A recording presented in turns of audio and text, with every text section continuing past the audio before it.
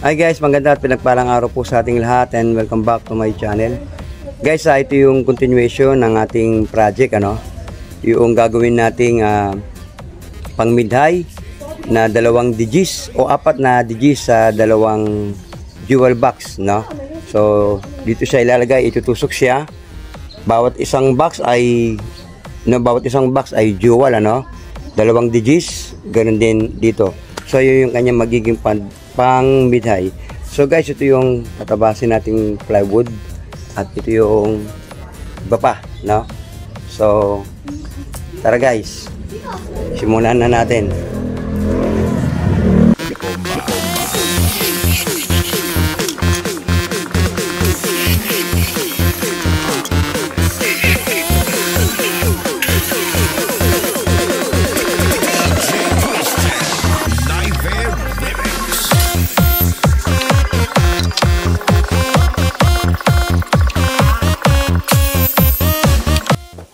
Okay guys, natabas na natin yung ating bubuuing o assembling box, So ito yung kanyang front at yung backboard.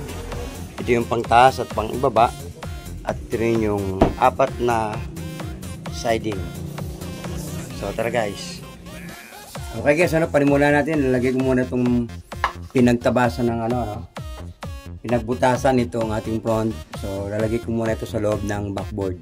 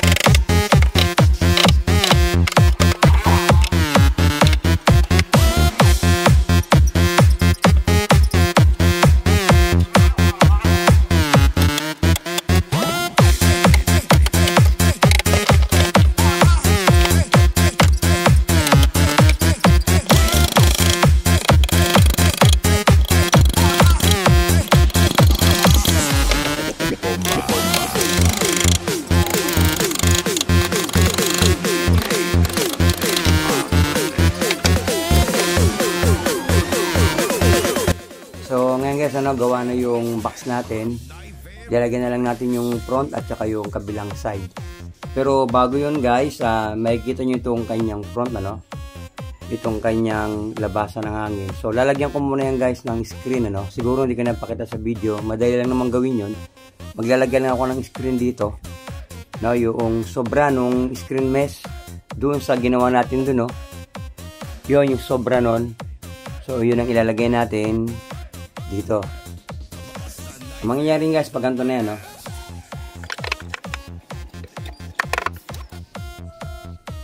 So ganyan na siya guys, Bago yun guys, bago ko ipulido, lagyan ko muna ng screen yun, tapos saka wala natin ituloy. Okay guys, nalagyan natin ng screen. So yan, ito yung kanyang harapan. So tara guys, tuloy natin yung kabit.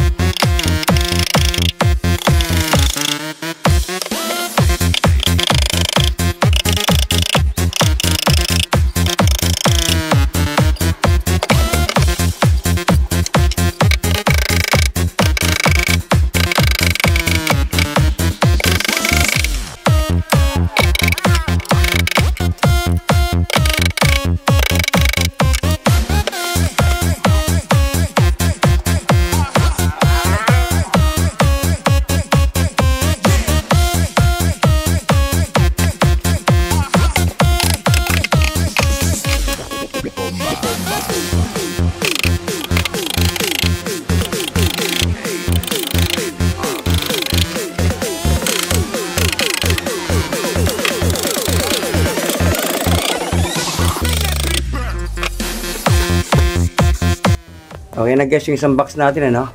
So lilisto na lang natin para kahit paano maging pulido. And then bubutasan natin ng speaker handle at sa ilalim yung kanyang plunger, ano? At sa likod is speakon. And then lalagyan ko pa rito, no, ng brace papunta ron, ano? Sa loob papunta ron.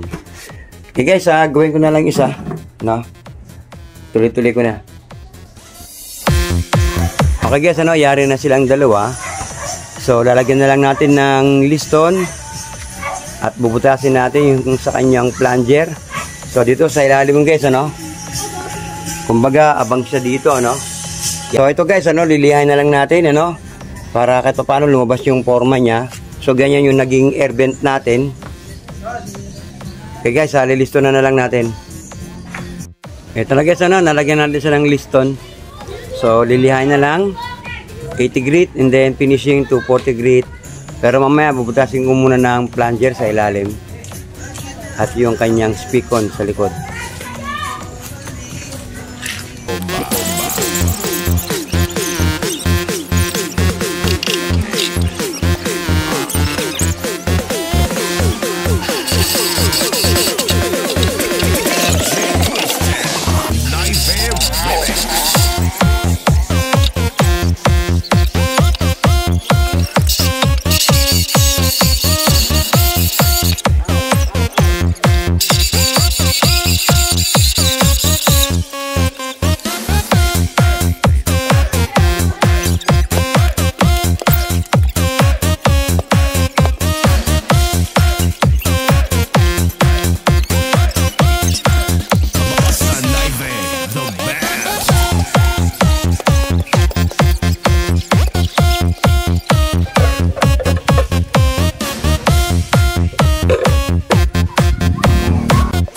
Okay guys, ano, gusto ko lang linawin ito, ano.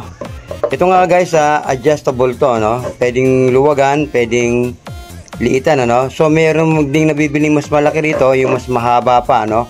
Pero ito lang yung kinailangan ko dahil ito lang naman yung kailangan ko sa project, ano. Ito guys, ano. So meron siyang mga guhit, ano. Katunayan na ito ay i-adjust. Ngayon guys, para makuha nyo yung diameter nitong bilog ng plunger, so sukatin lang ninyo, no. Sukatin lang niyo yan, yung diameter nito, and then i-adjust nyo lang itong dalawang blade. Ngayon guys, tiyaga lang, no, kasi gawa ng kakain kayo rito ng 5 to 7 minutes sa pagkalkal, ano. Depende na nga lang kung anong gamit ninyo, kung anong gusto nyo gamitin. Kaya lang guys, ingat lang, ano. Hanggat maaari, wag nyong ihaharang yung kamay nyo dito habang ginaganon nyo, kasi may tendency dumulas, no, habang ginaganon nyo. So hanggat maaari, dito kayo hahawak, ano. Sorry, nahulog pa. So dito kayo hahawak guys, and then kinakalkal niyo yung ganun, ano. So tiyaga lang guys, ano. Ang kagandahan naman dun hindi siya maalikabok. Unlike doon sa router, ano, ayun, no. Talagang sabog ang alikabok nun, no. Talagang kailangan mo ng face mask. Dito naman guys, tiyaga lang. Kaya lang, ingat, wag mong ihaharap yung kamay mo dito habang kinukudkud mo, ano. And then, lilihain mo na lang. Okay guys? Ayan na siya, oh. Sakto. Ayun. Okay.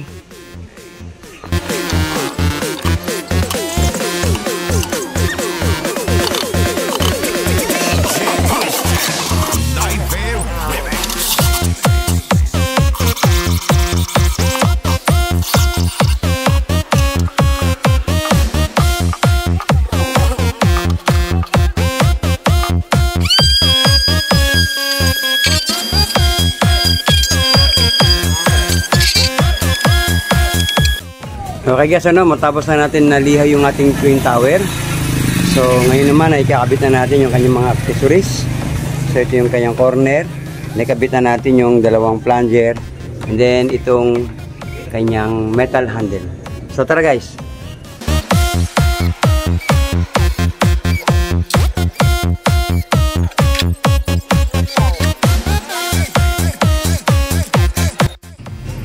Nga pala guys, paumanhin, hindi ko siya nagawa ng sukat o hindi ko nabanggit yung kanyang mga sukat.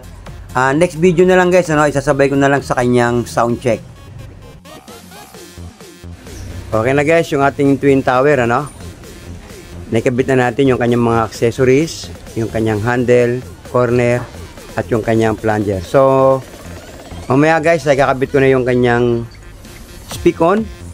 Ang mangyayari yan guys, ang connection niya ay parallel, So, yung dalawang speaker at yung tweeter ay ipaparallel na lang natin, Siguro guys, hindi ko nagagawa ng video.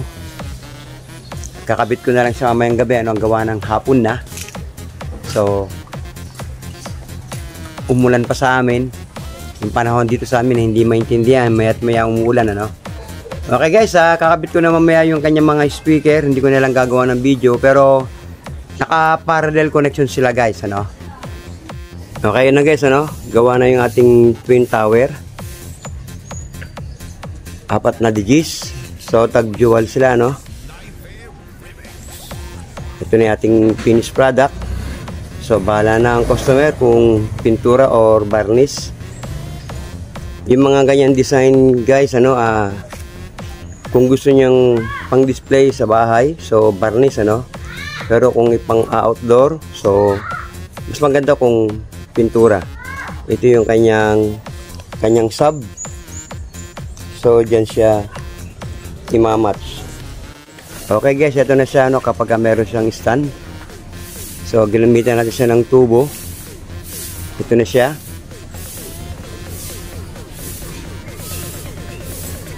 Ganyan yung kanyang magiging setup guys, Pero, mas maganda niyan yung sa gitna, yung kanyang turquoise, o yung amplifier rack. Nasa gitna. Kaya lang guys, wala pang magaganap na sound check, medyo bibitinin ko muna kayo. Siguro next video na lang yung ating sound check. Gawa ng wala pang speaker itong ating sub. Ngayon, kung wala pa rin talaga, pansamantala kakabit ko muna yung aking speaker. Ma-sound check lang natin, Ito naman guys, 2 digits natin. Na-sound check ko na yung kagabi. So, maganda naman. Kasi naka-parallel connection sila. Ngayon, tinitignan ko kung medyo matigas yung kanyang tunog dahil naka-parallel. Gagawin ko sana ang series para maging 16 ohms, Tapos magiging siya, madadagdagan yung kanyang wattage. So, okay naman. Maganda naman yung tunog. Malaman na lang natin kapag meron ng sub.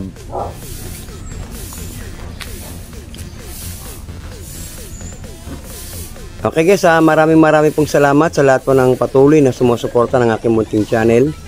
At sa mga hindi pa po naka-subscribe, pasuporta lang po ng aking channel.